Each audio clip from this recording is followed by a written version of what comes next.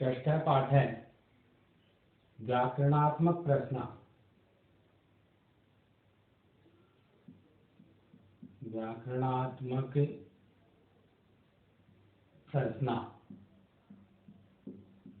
पहला प्रश्न हो गया था। व्याकरणात्मक जो प्रश्न है उनमें पहला प्रश्न हो गया अपना। अब इसमें प्रश्न नंबर 2 व्याकरणात्मक प्रश्न है, उसमें दूसरा प्रश्न है अध्योलिखितेषु शब्द विभक्ति वचनानां निर्देशम कुरुत। तो अध्योलिखितेषु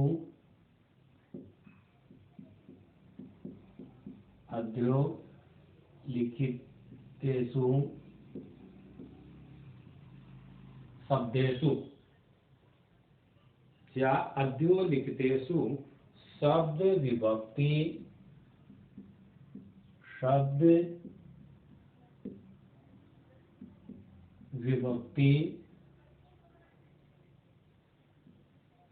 वचनानां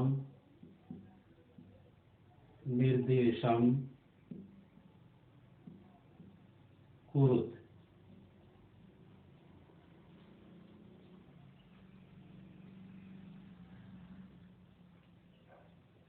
अध्योलिखितेषु शब्द विभक्ति वचनानां निर्देशम कुरुते।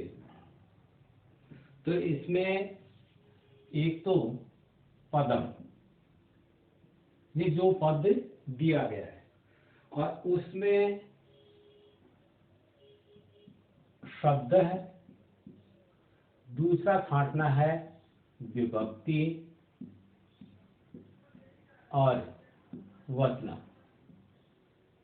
3 बातें छांटनी होंगी। उदाहरण के अनुसार जैसे उदाहरण दिया है परंपराया।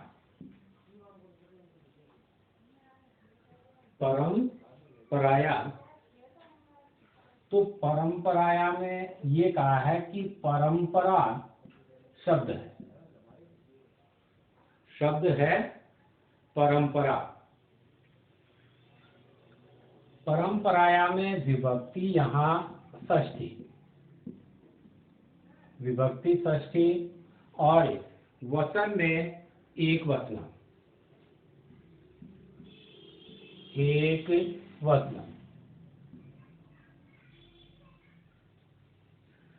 फिर दूसरा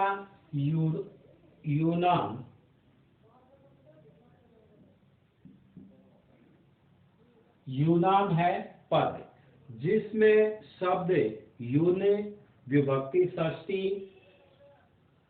यून शब्द है, षष्ठी विभक्ति है और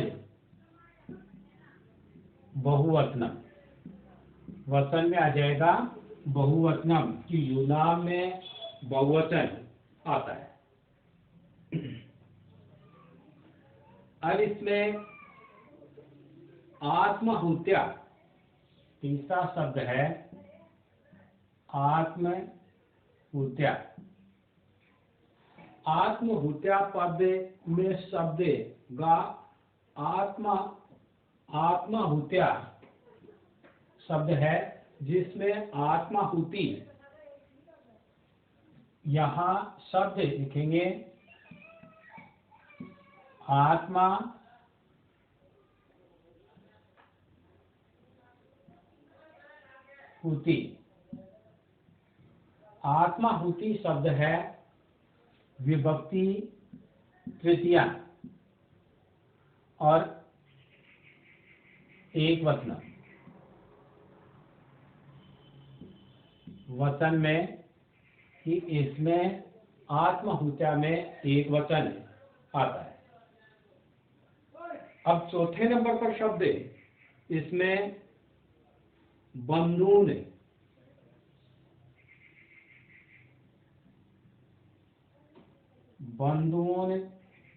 शब्द है। तो बंधून जो पद है उसमें शब्द होगा बंधु। शब्द बंधु शब्द बंधु और विभक्ति द्वितीया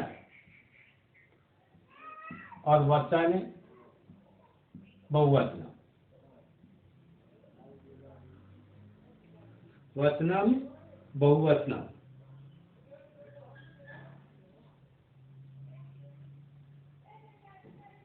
कर्तव्यात्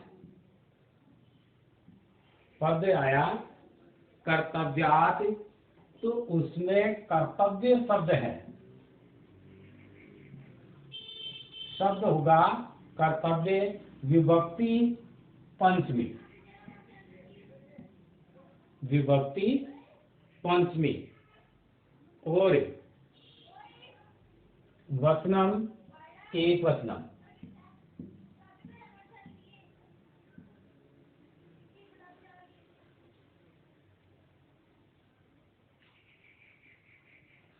फिर श्रेष्ठी शब्द आया।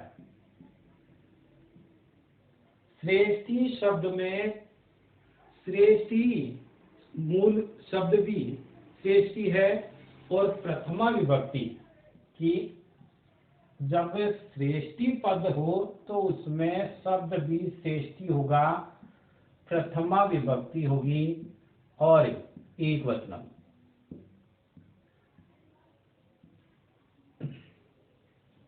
क्या आएगा? एक वचनम। पद आया कलाया। कलाया में कला शब्द तृतीया विभक्ति। ये कलाया जब विसर्ग आ गया तो यहाँ षष्ठी विभक्ति एक वचन। इसमें षष्ठी विभक्ति एक वचनम। पहले प्रारंभ में शब्द लिखा था परंपराया, के अनुसार ही कलाया। इसमें कला शब्द है, षष्ठी विभक्ति है और एक वचन है। भारतवासिने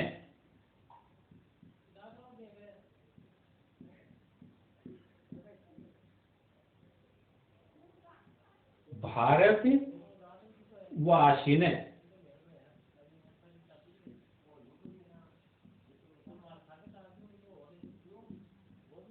भारतवासी मूल पद है। इसमें भारतवासी प्रथमा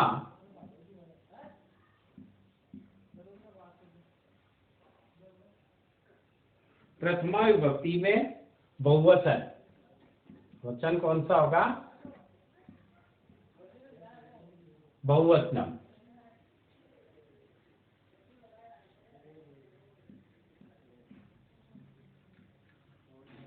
सेनया, इसमें पद आया सेनया, तो सेना शब्द। सेना शब्द तृतीय विभक्ति और एक वचनम। तृतीय विभक्ति एक वचनम। इस प्रकार से ये जो पद दिया गया है उसमें शब्द कौन सा है, विभक्ति क्या है और वचन क्या है, ये तीनों छांटने हैं। अपनी बुक में ये पद दिए गए हैं। आगे इसमें ये खालिस्तान दिए गए हैं। इनमें खालिस्तानों में हमें पूर्ति करनी है कि यूनान शब्द दिया है, उसमें यून शब्द है, षष्ठी विभक्ति है और बहुवचन है। वचन बहुवचन है। इस प्रकार से ये अपना दूसरा प्रश्न ये हुआ। अब आगे तीसरा प्रश्न।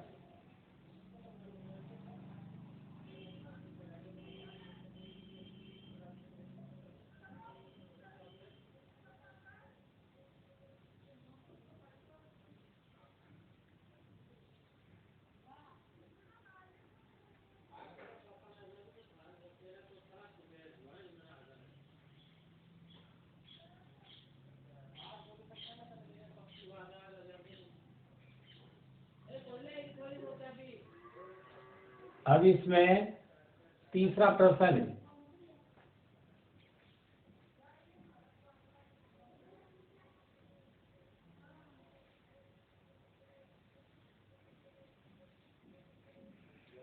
तीसरे प्रश्न में है निम्नलिखितेषु प्रकृति प्रत्ययों 3 नंबर में निम्नलिखितेषु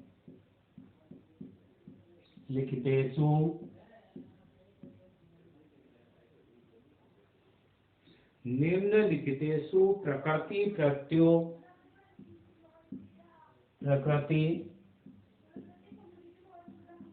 प्रत्ययों निम्नलिखितेषु प्रकृति प्रत्ययों निर्देशं कुरुते।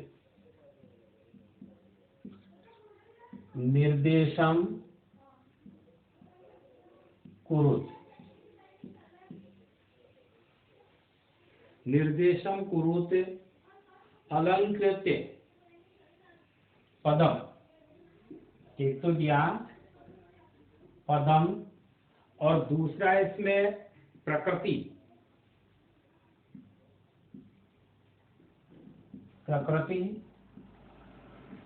प्लस यदि धन प्रत्यय।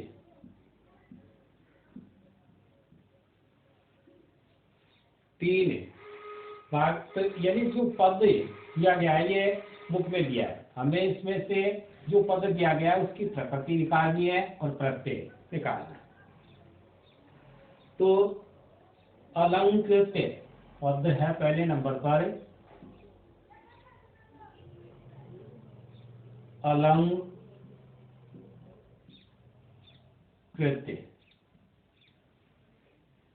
अलंकृत्य में अलम उपसर्ग के रूप में आ गया, निपात के रूप में, और क्री प्रकृति की। फिर प्लस इसमें लयप प्रत्यय होगा लयप। अलंकृत्य में अलम अव्यय पद के रूप में अर्थात उपसर्ग आ गया और क्री धातु हो गई, लयप प्रत्यय हो गया। इससे शब्द अपना बना अलंकृत्य। गृहीतानि या प्राप्तुम शब्द है जिसमें प्र उपसर्ग आप धातु और तुमुन प्रत्यय। प्राप्तुम में प्र उपसर्ग आप धातु और तुमुन प्रत्यय। फिर तीसरा पद है गृहीतानि।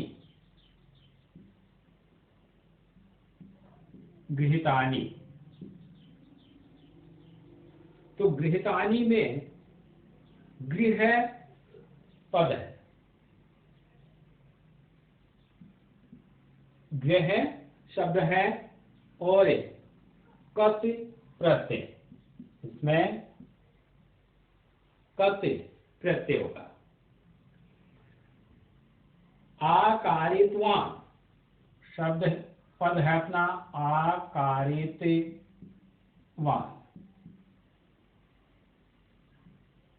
आकारित्वान में आकार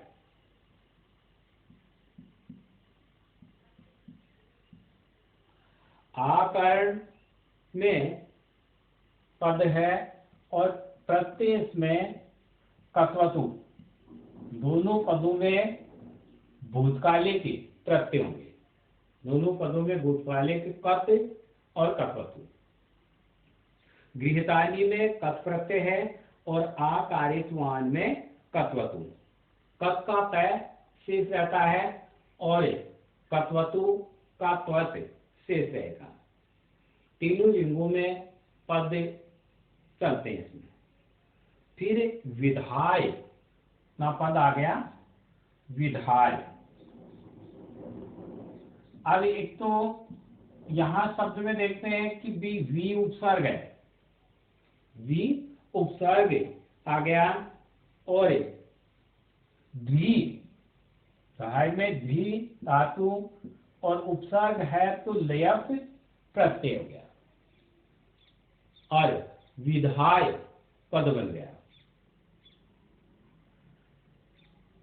जाता है,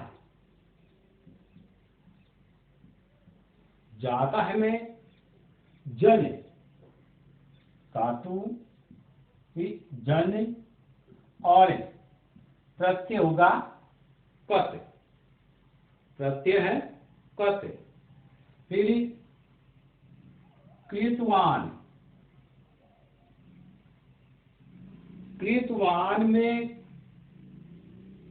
क्री धातु और कत्वतु प्रत्यय, जैसे धारितवान पता है उसी प्रकार से कृतवान कत्वतु प्रत्यय।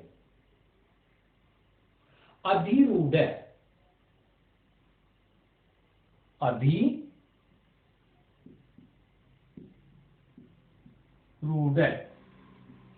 अब अधिरूढ़ में अधि उपसर्ग रू है धातु, इसमें उपसर्ग है अधि, रू है धातु, कत प्रत्यय होगा, प्रत्यय आएगा इसमें कत।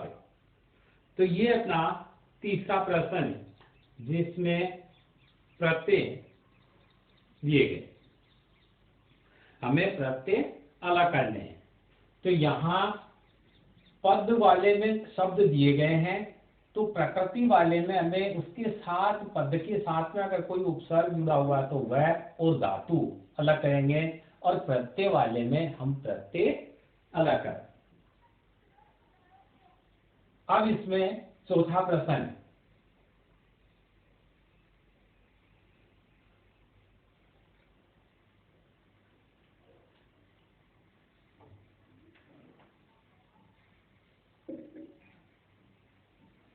चौथे प्रश्न में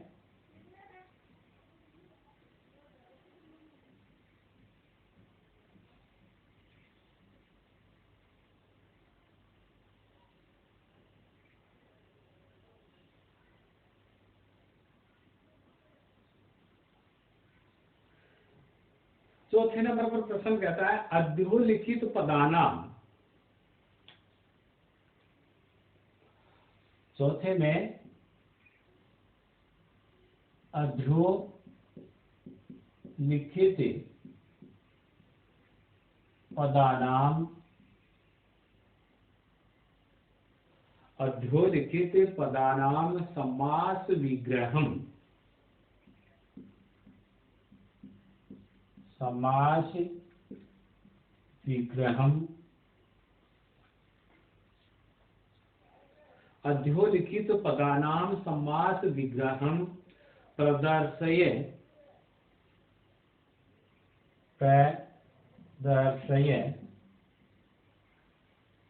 प्रदर्शय समास नामोलेखम, समास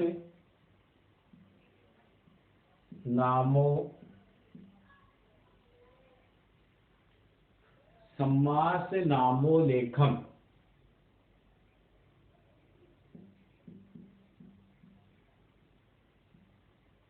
समास नामोलेखम कुरुत,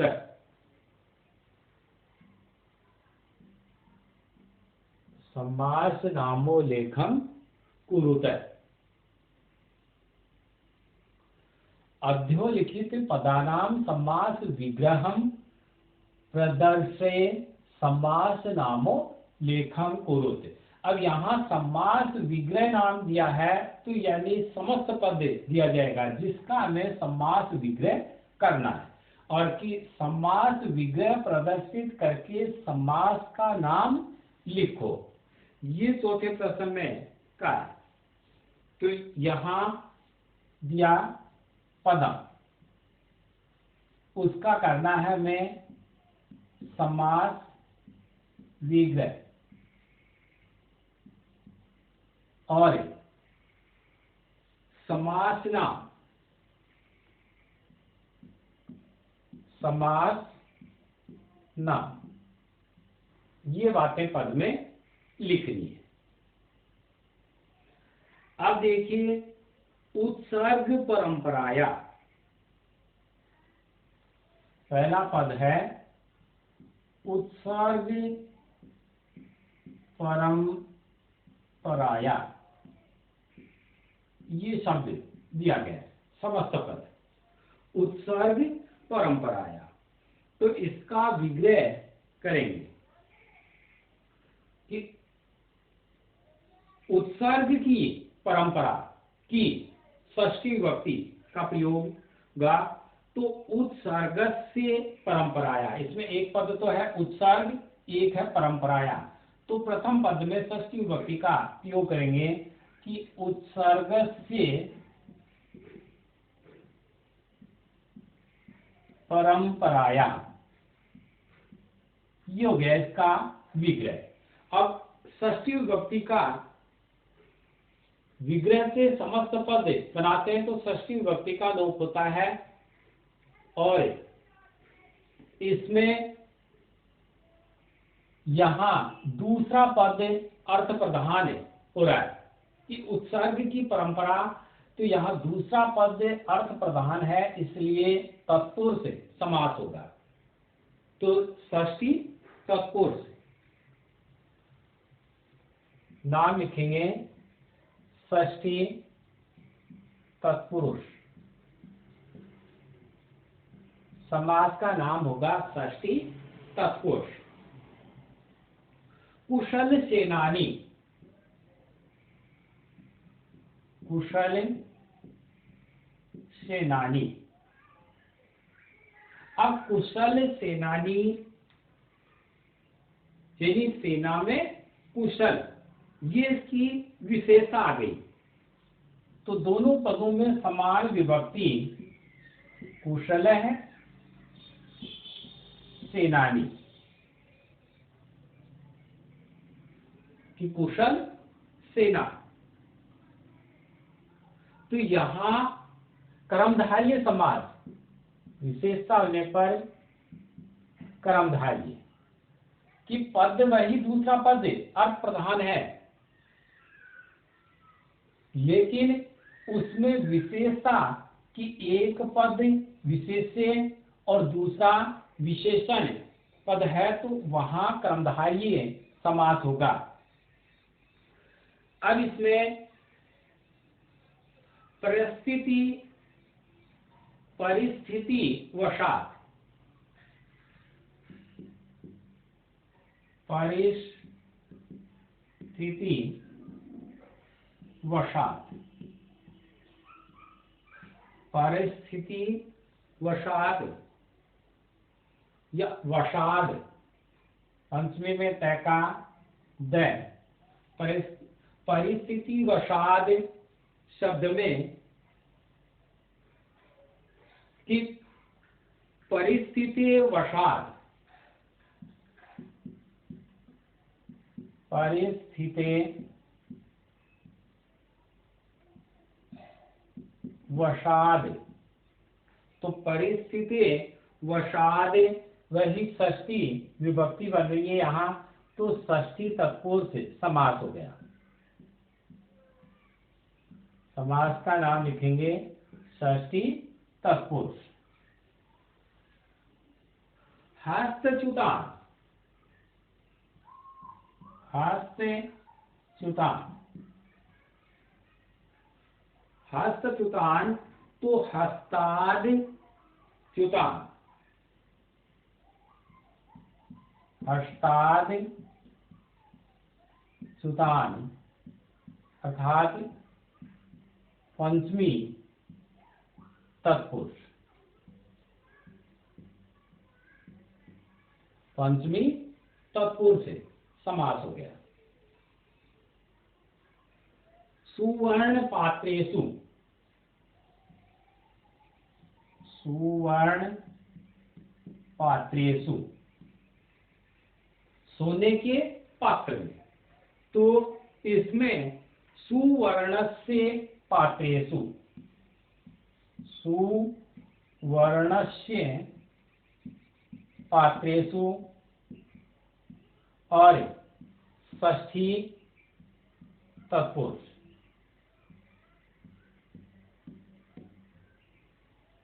समास होगा षष्ठी तत्पुरुष। जन क्षति, जन क्षति कि जनता की हानि, तो जनानाम क्षति, जनानाम क्षति। इसमें वही षष्ठी तत्पुरुष। जनानाम क्षति विग्रह होगा, उसमें षष्ठी तत्पुरुष से समास होगा। फिर स्थापत्य कला, स्थापत्य की कला की स्थापत्य कला, तो यहां स्थापत्यस्य कला, स्थापत्यस्य कला, स्थापत्यस्य कला, इसमें षष्ठी तत्पुरुष।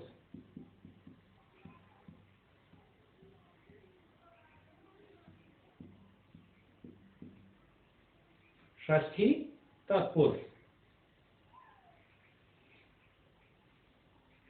षष्ठी तत्पुरुष से समास हुआ। अब इसमें असावधानतया, असावधानतया, असावधानतया, तो असावधानतया में न सावधानतया, अन्य स्वर्ग आने पर यहाँ न सावधानतया,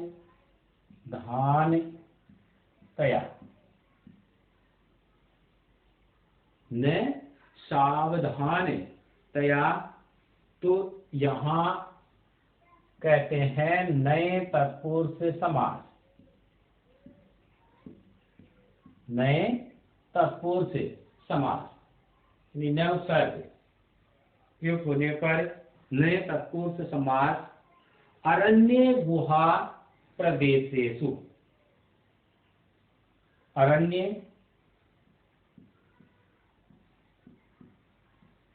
गुहा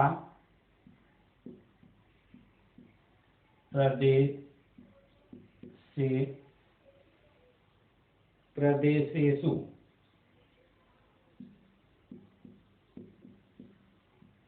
अब अरण्य गुहा प्रदेशेषु, तो अरण्यस्य गुहाश्च,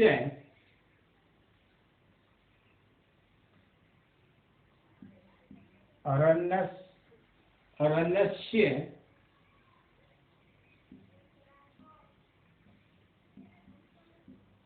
गुहाश्च प्रदेशेषु, यहाँ हो गया च विग्रह में न पर द्वंद्व, समास हो गया द्वंद्व। इस प्रकार से ये इसमें चौथा प्रश्न। अब देखिए यहाँ 3 प्रश्न हो गए। आगे आज के लिए गृह कार्य।